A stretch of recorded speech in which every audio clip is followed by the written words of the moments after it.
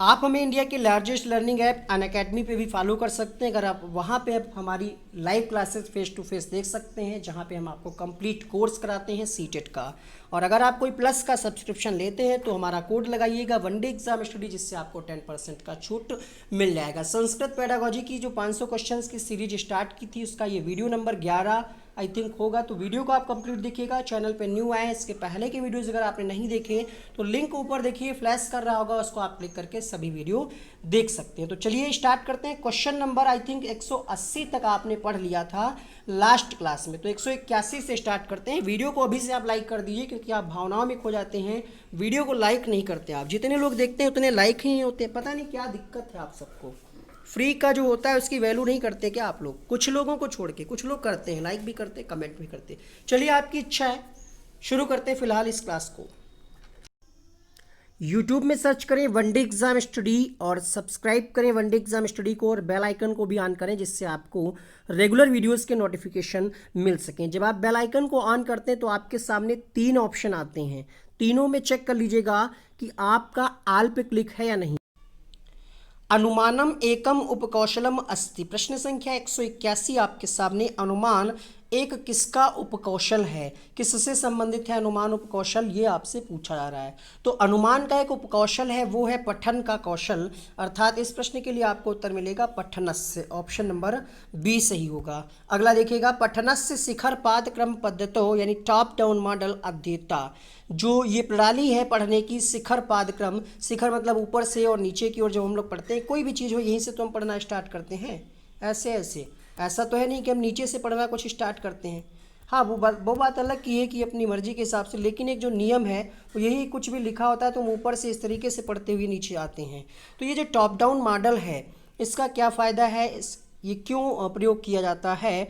तो पहला ऑप्शन है पूर्णात अवयवान प्रति गच्छन्ति, लंबमानम गच्छति, प्रस्यमानम गच्छति, या फिर अवयव वेभ्यः पूर्णम प्रति गच्छति। प्रश्न संख्या 182 सही जवाब मिलेगा आपको यहाँ पे पहला ऑप्शन, क्योंकि देखिए पढ़ने का जो ये शिखर पाद क्रम है, ये इसका फायदा क्या होता है, पूर्णात अवयवान प्रति गच्छन्ति, मतलब ये अवयव का मतलब है तथ्यों की ओर जाता है, ठीक है। अर्थात शिखर पादक्रम पद्धति एक ऐसी पद्धति है जिसमें रुचिकर्ता या अध्ययन करता या पढ़ने वाला जो है, इसमें क्या फायदा होता है, पूरा जो है शब्दों का अर्थ निकालते हुए शब्दशः पूर्ण अवयवों को प्राप्त करता है। पूर्णात अवयवान मतलब पूर्ण अवयवों को प्राप्त करता है, तो इसका ए ऑप्शन सही होगा। संभाषण कौशलस्य विकासार्थम योग्यतमः मार्गः अस्ति छात्रेभ्यः, यानी संभाषण कौशल के विकास के लिए कौन सा मार्ग सबसे अच्छा होगा छात्रों के लिए? पहला ऑप्शन है प्रकृति जीवन परिस्थितिम अधिकृत कथितुम अवसर प्रदानम, यानी प्राकृतिक जीवन से जोड़ करके बच्चों को ज़्यादा से ज़्यादा अवसर दिए जाएं। भाषा संरचनाया अनुशीलम कर्तुम अवसर प्रदानम, यहाँ पे चारों ही ऑप्शन में अवसर वाला दिया है। अब आपको देखना पड़ेगा कि सबसे ज़्यादा प्रभावशाली विकल्प कौन सा है, जिसमें जब सबसे ज़्यादा बच्चे को वरीयता दी जा रही हो, बाल केंद्रित शिक्षा का अनुसरण किया जा रहा हो, एनसीएफ 2005 के सिद्धांतों का अनुसरण किया जा रहा हो। तो यहाँ पे आपको आंसर मिलेगा पहला ऑप्शन। क्यों? क्योंकि देखिए प्राकृतिक लिखा है यहाँ पे, प्राकृतिक जीवन से जोड़ करके, जीवन प्रकृति परिस्थिति को आधार करके बालक अवसर द्वारा सीखेगा, ये सबसे उचित उपाय है, उचित उत्तर है। तो यहाँ पे बाकी ऑप्शन कम प्रभावशाली हो गए, प्रकृति जीवन वाला ज़्यादा प्रभावशाली हो गया कि प्राकृतिक जीवन की परिस्थितियों से जोड़ करके उन्हें मौका दिया जाए बच्चों को। तो अगला प्रश्न देखिएगा, उत्पाद कौशलम अस्ति, यानी उत्पाद कौशल कौन कौन से होते हैं? उत्पादक कौशल, तो उत्पादक कौशल का मतलब आप समझ गए होंगे, ठीक है। एक होता है ग्रहणात्मक, एक होता है आपका अभिव्यक्तात्मक। यहाँ पे आपसे उत्पादक पूछा गया है, तो उत्पादक कौशल वे कौशल होते हैं जिसके अंतर्गत संभाषण और लेखन को संक्षिप्त किया जाए, शॉर्ट किया जाए, ठीक है। संभाषण और लेखन उत्पादक कौशल के ही आधार स्तंभ हैं। तो यहाँ पे आपको उत्तर मिल जाएगा क्वेश्चन नंबर 184 के लिए, संभाषण और लेखन ये क्या है, उत्पादक कौशल हैं। तो इसका पहला ऑप्शन सही होगा। उत्पादक कौशल संभाषण और लेखन के विकास से पालित पोषित कौशल हैं, ऐसा किसी मनोवैज्ञानिक ने कहा है।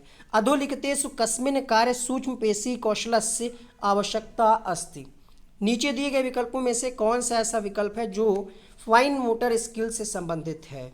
सूक्ष्म पेशी कौशल, बाल विकास में भी आपने ये प्रश्न पढ़ा होगा।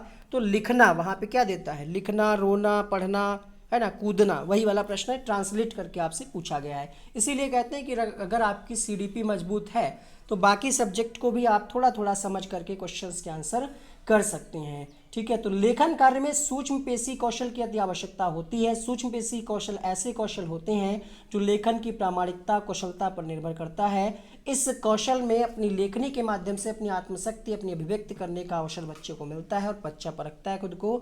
तो इसको छात्र पेशी कौशल भी कहा जाता है। यहाँ पे आंसर मिलेगा ऑप्शन नंबर बी। व्याकरण शिक्षा सरलीकरणायाः यह उपायः अस्ति, यानी व्याकरण शिक्षा को अगर सरल करना है तो सबसे अच्छा उपाय क्या होगा, मातृभाषाया सा तुलना, मातृभाषा के साथ पढ़ाया जाए, सूत्राणां रटनम, यानी सूत्रों को रटाया जाए, प्रतिदिनम व्याकरणस्य पाठनम, यानी प्रतिदिन व्याकरण का पाठ पढ़ाया जाए, या फिर ना को अपि, मतलब इनमें से कोई नहीं।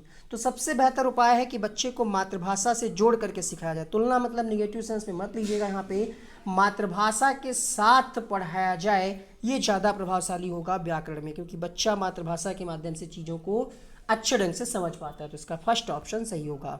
कठिन शब्दानाम उच्चारणाभ्यासः कदा भवति, कठिन शब्दानाम उच्चारणाभ्यासः कदा भवति, मतलब ये हुआ कि कठिन शब्दों के उच्चारण का अभ्यास कब होता है, कदा भवति मतलब कब होता है। प्रश्नोत्तरे समय, यानी प्रश्नोत्तर के समय, अनुकरण वाचनस्य पश्चात, अनुकरण वाचन के पश्चात, आदर्श वाचनस्य पश्चात, आदर्श वाचन के पश्चात, स्पष्टीकरण पश्चात। तो स्पष्टीकरण तो होगा नहीं, कठिन शब्द हैं, मान लिया कुछ पढ़ रहे हैं, उनका उच्चारण आप कब करेंगे, तो आप कब, जैसे आप क्लास में कुछ पढ़ा रहे हैं, कोई कठिन शब्द आ गया है ना, तो ये कब होता है, ये होता है अनुकरण वाचस्य पश्चात, मतलब पहले टीचर अनुकरण वाचन करता है। अनुकरण वाचन वो होता है जो पहले टीचर बोलता है, जैसे टीचर ने कहा कि पढ़ो बेटा छोटा आ से अनार, तो ये हो गया अनुकरण वाचन। कठिन शब्दों को भी इस प्रकार से हम बच्चों को प्रैक्टिस कराते हैं, पहले स्वयं बोल करके और उसके बाद बच्चों से बुलवा करके। तो यहाँ पे कठिन शब्दों के उच्चारण का अभ्यास अनुकरण वाचन के पश्चात ही होता है, इसलिए इसका बी ऑप्शन सही होगा। श्रेष्ठ मूल्यांकनस्य गुणः अस्ति, श्रेष्ठ मूल्यांकन के गुण क्या हैं, वस्तुनिष्ठता, विश्वसनीयता, वैधता, उपयुक्त, सर्वा। तो ये भी आपने प्रश्न पढ़ा होगा कि अच्छे प्रश्न पत्र की विशेषता क्या है, वस्तुनिष्ठता भी होनी चाहिए, विश्वसनीयता भी और वैलिडिटी भी। तो यहाँ पे आंसर मिलेगा उपयुक्ता सर्वा, मतलब उपयुक्त सभी। प्रश्न संख्या 190, यहाँ पे सामूहिक वाचने पाठस्य प्रथमम वाचनम करोति, सामूहिक वाचन, सामूहिक वाचन से संबंधित पहला वाचन कौन करता है, किसके द्वारा होता है, अध्यापक के द्वारा, समूह नेता के द्वारा, समूहस्य छात्रा के द्वारा, या फिर सभी छात्रों के द्वारा। सबसे पहले कौन करता है, अध्यापक करता है। तो यहाँ पे क्वेश्चन नंबर 190 के लिए पहला ऑप्शन सही होगा। सामूहिक वाचन में पाठ या अध्याय का प्रथम वाचन जो पहला होता है, मतलब शुरुआत कौन करता है, तो शुरुआत अध्यापक के द्वारा ही किया जाता है। अगला प्रश्न देखिए, अगर आपने अभी तक चैनल को सब्सक्राइब ना किया हो तो सब्सक्राइब करके बेल आइकन को ऑन कर लीजिए। रेगुलर 500 क्वेश्चंस की सीरीज हमने कंटिन्यू की है, उसी क्रम में आप ये क्वेश्चंस को देख पा रहे हैं। 190 प्रश्न आपने अभी तक पढ़ लिए हैं। सिर्फ क्वेश्चन को ही ना पढ़िए, कुछ कुछ समझ भी विकसित करिए, ठीक है। क्वेश्चन नंबर 191 है, पाठोपरांत मूल्यांकनम अस्ति, यानी पाठ के उपरांत जो मूल्यांकन होता है वो किस प्रकार का होता है। पाठस्य पाठनात् पूर्वस, यानी पाठ पढ़ने से पहले ही, पठतः पाठस्य पाठनात् अनंतरम, यानी पाठ पढ़ने के बाद, अन्य से मतलब कभी भी। तो यहाँ पे क्वेश्चन नंबर आपका है 191, सही जवाब मिलेगा प्रश्न संख्या 191 के लिए। यहाँ पे पाठस्य पाठनात् अनंतरम, मतलब पाठ को पढ़ाने के बाद उसका मूल्यांकन होता है। क्वेश्चन में ही लिखा है पाठोपरांत मूल्यांकनम, तो क्वेश्चन में ही आंसर लिखा था, बस पूछने का तरीका है, क्योंकि मूल्यांकन शिक्षण परीक्षण का महत्वपूर्ण अंग है। मूल्यांकन से ही हमें पता चलता है कि बच्चे की प्रगति का स्तर क्या है। तो ये कब होता है, पाठ के पढ़ने के बाद, पाठस्य पाठनात् अनंतरम। संस्कृते मूल्यांकन प्रयोजनम अस्ति, संस्कृत का मूल्यांकन का मतलब प्रयोजन क्या होता है। विषय ज्ञानस्य परीक्षणम, विषय ज्ञान का परीक्षण करना। अग्रिमायाम कक्षायाम क्रमोन्नति, मतलब अग्रिम कक्षा में बच्चों को प्रोन्नति करना, जैसे कक्षा 5 में बच्चा है उसको कक्षा 6 में ट्रांसफ़र करना। क्या इसलिए मूल्यांकन किया जाता है। भाषा प्रति रुचि जागरण, मतलब भाषा के प्रति रुचि जागृत हो बच्चे की, या फिर लिपि के सम्यक ज्ञान के लिए। प्रश्न संख्या 192, बेहतरीन आंसर मिलेगा आपको यहाँ पे क्वेश्चन नंबर 192 के लिए। पहला, विषय ज्ञानस्य परीक्षण। किसी भी चीज़ का अगर हम टेस्ट लेते हैं तो हमारा मुख्य उद्देश्य ये होता है कि सबसे पहले हम जानें कि बच्चा उससे संबंधित, उसका अगर जो भी बच्चे को ज्ञान है भाषा का, उसका प्रयोग कर पा रहा है कि नहीं कर पा रहा है। है ना, उसका उस विषय को ज्ञान है कि नहीं है। तो विषय ज्ञानस्य परीक्षणम, विषय ज्ञान के परीक्षण से संबंधित होता है और इससे ये पता चलता है कि बच्चे को कितनी, मतलब जो भी सब्जेक्ट उसको, जिसने भी जो भी सब्जेक्ट उसने पढ़ा है उसमें उसको कितना नॉलेज है। तो इसका पहला ऑप्शन सही होगा। छात्राः स्वहृदयस्य विचारान् कया भाषया सरलतया प्रकटीकर्तुं समर्थाः भवन्ति भवति होगा, सॉरी। तो 193 का आंसर यहाँ पे बहुत सारे लोग बता रहे हैं कि ऑप्शन नंबर डी होगा, क्योंकि मातृभाषा लिखा है तो बिल्कुल स्वाभाविक सी बात है। छात्र जो है सबसे अधिक रुचि किस में दिखाएगा, मातृभाषा में दिखाएगा। छात्र स्वहृदय, मतलब अपने विचारों को, अपने हृदय के विचारों को अगर उसको व्यक्त करना है तो सबसे ज़्यादा आसान उसके लिए क्या होगा, तो वो होगा मातृभाषा। पहला डी ऑप्शन इसका सही होगा। छात्रः कस्मिन् कार्ये अधिकां रुचि दर्शयन्ति, यानी छात्र किस कार्य में सबसे ज़्यादा रुचि प्रदर्शित करता है, लिखने में, पढ़ने में, चित्रेषु रागभरणे या फिर उपरोक्त त्रियुष, मतलब उपरोक्त तीनों में। तो यहाँ पे तीसरा ऑप्शन तो आप समझ गए होंगे क्या लिखा है 194 में, चित्रों में रंग भरने में, राग भरने मतलब रंग भरने में। तो इन सभी में बच्चे की रुचि रहती है, लिखने, पढ़ने में, रंग भरने में। तो ऑफिशियली आंसर की के हिसाब से जो प्रैक्टिस सेट दिया है उसके हिसाब से इसका आंसर आएगा उपयुक्त त्रियेषु, मतलब तीनों में। श्रुतलेखस्य का उपयोगिता वर्तते। श्रुतलेखस मतलब होता है सुनकर के लिखना, जिसको आप इमला कहते हैं, ठीक है। तो इससे क्या फ़ायदा होता है। हस्तलेखनस्य शोभनाय, मतलब हस्तलेखन यानी राइटिंग अच्छी हो जाएगी। कक्षा नियंत्रण में रहेगी। वर्तनीगताया अशुद्धि निवारणाय, मतलब वर्तनीगत अगर बच्चा कोई अशुद्धियाँ कर रहा है तो उसका निवारण हो पाएगा। उपरोक्त सर्वम, मतलब उपरोक्त सभी। तो सुन करके लिखने से क्या होता है, कक्षा नियंत्रण में थोड़ी होगी और राइटिंग भी अच्छी नहीं होगी। सबसे अच्छा क्या है कि जो भी बच्चा त्रुटियाँ कर रहा है, मान लिया आपको शब्द बोलते हैं, लिखो बेटा आवश्यकता, आश्चर्य लिखो, है ना, कुछ कठिन शब्द बोलते हैं, बच्चा गलत करता है, फिर आप उसको सही करते हैं। तो जो वर्तनी वाली दिक्कत आ रही है, जो त्रुटियाँ कर रहा है बच्चा, उसमें मदद मिलती है, उसमें उपयोगिता है इसकी। शुतलेख के द्वारा सुधारा जाता है वर्तनी में जो अशुद्धियाँ बच्चा करता है। तो यहाँ पे तीसरा ऑप्शन आपका सही होगा। अगला प्रश्न देखिएगा, संस्कृत भाषा शिक्षण से यत् प्रथमम उद्देश्य भवति। संस्कृत भाषा शिक्षण में पहला उद्देश्य क्या है, सांस्कृतिकम, ग्रहणात्मकत्वम, कलात्मकत्वम या फिर अभिव्यक्तित्वम। Question number 196। तो यहाँ पे इस प्रश्न के लिए सही जवाब मिलेगा आपका, पहला उद्देश्य है कि बच्चा जिस भी भाषा का ज्ञान करे उसकी अभिव्यक्ति भी कर पाए, अपने विचारों को रख पाए किसी के सामने। तो इसका डी ऑप्शन ज़्यादा प्रभावशाली है। कक्षा नायक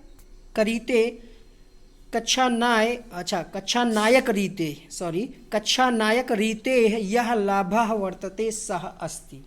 प्रश्न पूछा गया है प्रीवियस ईयर के एग्जाम में, कक्षा में नायक रीति से क्या लाभ होगा। छात्राणाम अनुशासन, नायक रीति मतलब समझ रहे हैं, नायक क्या होता है, जैसे मॉनिटर बना दिया जाता है बच्चे को, किसी बच्चे को। तो छात्र अनुशासन में रहेंगे, ये लाभ होगा। शिक्षक का कार्य कम हो जाएगा। अध्यापकस्य अनुपस्थितो अपि शिक्षण, मतलब अध्यापक की अनुपस्थिति में भी शिक्षक कार्य चलेगा। उपर्युक्त सर्वम, मतलब सभी लाभ हैं।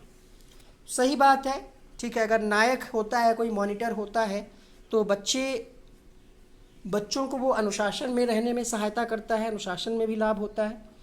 शिक्षक का थोड़ा सा काम भी कम हो जाता है, और अगर अध्यापक नहीं भी आया है तो शिक्षण कार्य थोड़ा बहुत हो सकता है, बिल्कुल बाधित नहीं होगा। तो ऑप्शन यहाँ पे डी सही होगा। अगला प्रश्न देखिए, बोलना कौशल। अब ये क्वेश्चंस जो आपको कराया जा रहे हैं, आप ये मान करके कर लीजिए कि आप हिंदी पेडागोजी कर रहे हैं, हालांकि हैं संस्कृत से ही क्वेश्चन। ये यूपी टेट या अदर स्टेट टेट के क्वेश्चन हैं जहाँ पे हिंदी में पूछे जाते हैं। तो यही प्रश्न आपसे ट्रांसलेट करके पूछे जाते हैं, ठीक है। तो थोड़ा सा देख लीजिए, अब सीरियल में लगे हैं क्वेश्चंस, हटाएंगे तो ये फिर 500 क्वेश्चंस की सीरीज जो है गड़बड़ हो जाएगी, ठीक है। तो क्वेश्चन नंबर 198, बोलना कौशल के विकास के लिए सर्वाधिक उपयोगी क्या हो सकता है। आपस में बातचीत, सुनी गई बातों का ज्यों का त्यों दोहराना, सुनकर लिखना या फिर कथा सुनना। क्वेश्चन नंबर 198, बोलना कौशल। 198 के लिए यहाँ पे आंसर क्या मिलेगा, आपस में बातचीत ज्यों का त्यों दोहराना तो गलत हो जाएगा, सुनकर लिखना तो फिर इमला वाला हो गया, कथा सुनना है तो सुन रहे हैं हम। बोलना कौशल में जरूरी है कि हम आपस में वो करें, बातचीत करें, तो यहाँ पे पहला ऑप्शन सही होगा। अगला देखिए, भाषा शिक्षण का संप्रेषणात्मक पक्ष। बोलना कौशल पर बल देता है, संदर्भ में भाषा प्रयोग की प्रवीणता पर जोर देता है, मातृभाषा प्रयोग का निषेध करता है, भाषाई संरचनाओं के ज्ञान पर बल देता है। प्रश्न संख्या 199 आपके सामने। भाषा शिक्षण का जो संप्रेषणात्मक पक्ष होता है, संप्रेषण मतलब क्या होता है? विचारों का आदान प्रदान, है ना। तो भैया मातृभाषा निषेध तो होगा नहीं, ये भी नहीं होगा। दो में से देखिए कौन सा सबसे अच्छा है। दोनों ही ज़्यादा प्रभावशाली लग रहे हैं। क्वेश्चन नंबर 199 क्या लगाएंगे आप? भाषा शिक्षण का संप्रेषणात्मक कौशल। तो भैया मेरे हिसाब से यहाँ पे आंसर आना चाहिए था आपका ऑप्शन नंबर बी, संदर्भ में भाषा प्रयोग की प्रवीणता पर जोर देता है। ऑप्शन नंबर बी इसका सही होगा। तो यहाँ पे देखिए अगला प्रश्न, क्वेश्चन नंबर 200। यहाँ पे कुछ और वीडियोस आ रहे होंगे, उनको भी आप क्लिक करके देख सकते हैं। इस क्लास में इतना ही और मिलते हैं नेक्स्ट क्लास में। Thank you so much. Video को लाइक शेयर करें, सब्सक्राइब भी करके बेल आइकन को भी ऑन करके रखें, जिससे आपको अगली क्लास का नोटिफिकेशन सबसे पहले मिले।